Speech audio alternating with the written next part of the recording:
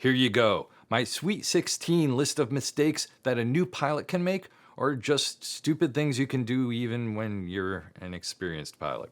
Number 16, you're in a rush to get in the air. I get it. The light is perfect. You see the train that's coming around the bend, and if you don't get your drone in the air right now, you're going to miss the shot.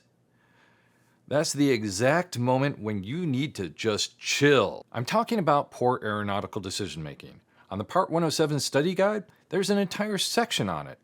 Aeronautical decision making is the ability of a pilot to self-assess. Ask yourself, where's my head at right now? Are you acting invulnerable? Are you taking unnecessary chances? Are you impulsive and rushing? Pilots have checklists to stop them from being impulsive. Go down your checklist for God's sake. Slow yourself down. Number 15, you decided not to read the instructions. I'm someone who repairs a lot of things, so I have a tendency to kind of skip past the instructions when I have to put things together. But there's a whole list of things that you should be doing before you put your drone in the air. There's a reason why professional pilots have to go down a checkoff list for everything that they do. And it isn't because they don't know what they're doing, and it isn't because the plane isn't advanced enough. I have a checkoff list right here. Yeah, right here. I probably should have looked at my checkoff list before I pointed to my checkoff list. If you don't recognize things while going down that list, you should be checking through your instructions. Number 14, you didn't run before you fly. Before You Fly is a free program that's put out by the FAA, and it lets you know what all the flight restrictions in your area are. Do you know what a TFR is? It's a temporary flight restriction. One day I ran Before You Fly in an area that I had flown in before, just to make sure that I had remembered correctly, and it turned out that the next day there was supposed to be a TFR because the president was supposed to be flying in that area. Run before you fly. Run before you fly. Number 13, you're trying to fly in bad weather conditions. Don't do that. What's the wind rating on your drone? Do you know how fast you can fly and how fast you can get back? I made a little video about it here that you can check out. But in general, don't fly in bad weather conditions. And if you have an anemometer, I can never pronounce that correctly, get one of those out and check the wind at your location, because the wind at your location might be different than the wind that was reported when you left your house and checked the wind conditions. Number 12, you picked a horrible place to take off from. Whenever I go to take off, I draw an imaginary 10-foot radius around my drone. And I make sure that there's nothing in that area that I couldn't land on. The reason why I do that is because when my drone does its takeoff, which is about 3 feet in the air, after I take off, if something goes wrong, it's probably going to go wrong right away. And if the drone starts wandering off, I need enough space to be able to land. There's a reason why the runways at airports are longer than the amount of space that the plane needs to take off or land. And that's to give it enough space so that if something goes wrong, they can abort the takeoff or abort the landing. You should be doing the same thing. Number 11, you didn't look for power lines or other obstacles before you took off. This is one of those hidden dangers because you won't see a power line until you're just about on top of it. I always scout out my area before I take off. If you don't do that before you take off, you're kind of risking it. But if you happen to be in the air and you see a bunch of telephone poles, keep in mind there's probably wires running between them. That goes double for those big metal power line things. Number 10, you didn't pair your drone. Your drone gets lonely after a while. Wait a minute, no, I'm doing this wrong. Like Bluetooth pairing.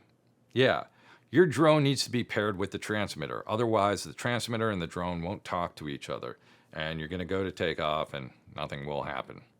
Number 9, you didn't geomagnetically calibrate your drone. There's an electronic compass inside your drone, and it doesn't know exactly where north is. Sometimes, depending on the drone, depending on the manufacturer, you have to spin your drone a couple ways in one direction and spin your drone a couple ways in another direction in order to get your drone properly orientated so that it knows where north is, so that it knows where all the other directions are, so that when it goes to head home, it'll know which way to head home. Number 8, you didn't get enough GPS signals before you took off, or you didn't turn the GPS thing on the side of your transmitter. The only way that your drone knows how to get home, if it has to get home in case of an emergency or if it loses contact with your transmitter, is if the GPS signals were set correctly before it took off. If you don't know what the return to home button is, go back and read your instructions. Didn't we go over this already? Number 7, you took off in a place that's surrounded by buildings or metal. Why are those two things important? Well, if you're surrounded by metal, then the geomagnetic calibration might get screwed up and your electronic compass might get screwed up. If you're surrounded by a bunch of buildings, you know that moment when you're driving in, downtown Chicago and your GPS says that you're somewhere that you're not because it's getting multipath signals? That's another video that I'm going to link up here. That can really screw up the GPS on your drone. And what that means is that when you press return to home, instead of returning to that area that you took off from, your drone might think that home is actually between two buildings or in the middle of a building because it got a false signal when it took off and it thought that home was somewhere completely different. Make sure that your GPS is not getting bad signals before you take off. Number 6, you didn't keep your drone in sight when you were flying. There's a video that I saw on YouTube. I won't mention the YouTuber, but they were flying their drone for one of the first times and they complained about how the drone was bad because they crashed. And they kind of let it slip that the drone was on the other side of an obstacle when they lost track of it. So they presume the drone just crashed on its own. What probably happened is the drone was on the opposite side and they kept flying it and they ran into something. Or, just as likely, the drone decided that since it didn't get a transmission signal anymore, it was going to automatically return to home, and there was an object between home and where the pilot was because the pilot didn't see where the drone was. So obviously there was an obstacle between the pilot and the drone, which means that when the drone went to return, it probably slammed into something along the way and then hit the ground. And the pilot blamed the drone. Number 5, you panic when something goes wrong. Here's where I have to make a confession. Last week, I took a new pilot flying, and right away they panicked and they flew into a tree. And I went through the whole thing with them. You know what you did wrong? You panicked. Then, this week, I did the same dumb thing. I was flying over a friend on a country road. After I flew, I would return to the same starting point so that I could try to do it again until I was getting the shot that I liked. The one time that I was returning, I got my controls a little messed up. I started drifting off to one side, and instead of doing what I should have done, I panicked, I tried to overcorrect, and I ran into a tree. How stupid is that? When pilots are being taught by new flight instructors, one of the things that they're taught is that if they get in trouble, they need to let go of the joystick. This is completely counterintuitive because most people don't understand that civilian aircraft want to fly straight and level and stable.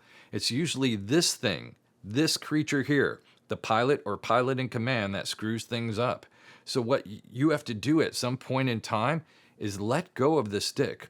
If you let go of a stick in a civilian aircraft, it wants to fly straight. If you let go of the stick on a drone, it wants to hover. I'm not saying it's only when we overcorrect that things go wrong, but the vast majority of the time when we're crashing into something, it's because this guy does something wrong. Well, not just this guy. You get it. Got people in general, pilots in command in general.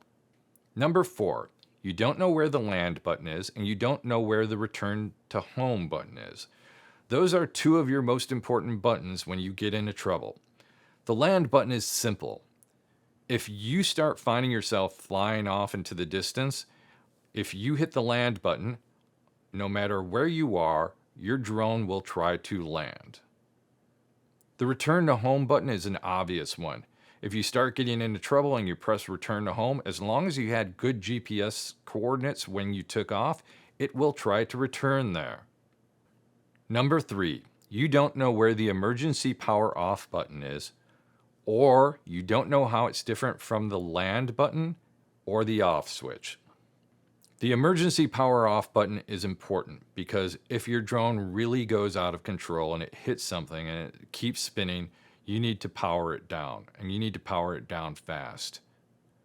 That's where number 2 comes in. You need to know the difference between the lock/unlock button or emergency power off button and the off switch on your transmitter. If you turn the off switch on your transmitter, you know what your drone is going to do. It's going to lose signal, and it's going to interpret that as it's gone too far.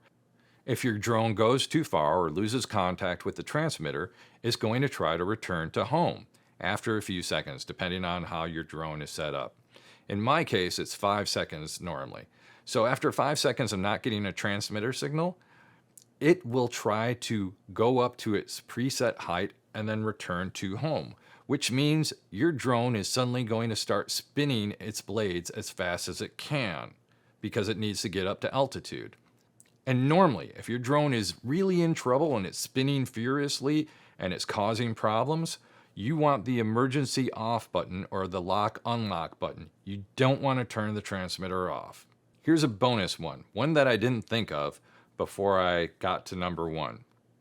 You didn't check your takeoff and landing site to make sure that there's nothing directly above it. Why is that important?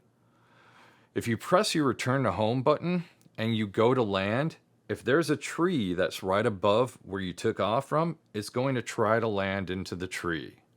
Don't do that. Save yourself the hassle. Take off from an area that has space directly above it. Number 1, you didn't get your FAA license. If you have a drone that's above 0.55 pounds, less than 55 pounds, and you are flying your drone for commercial purposes, you need to get an FAA license. And by the way, I thought it was bullshit before I studied for it, and once I studied for it, I realized there were a bunch of things that I needed to learn that I hadn't learned yet. You should do the same thing. And if you need help, I got videos. Welcome to Flying Pilot in Command. I hope you have half as much fun as I have. Please like and subscribe, and always fly safe.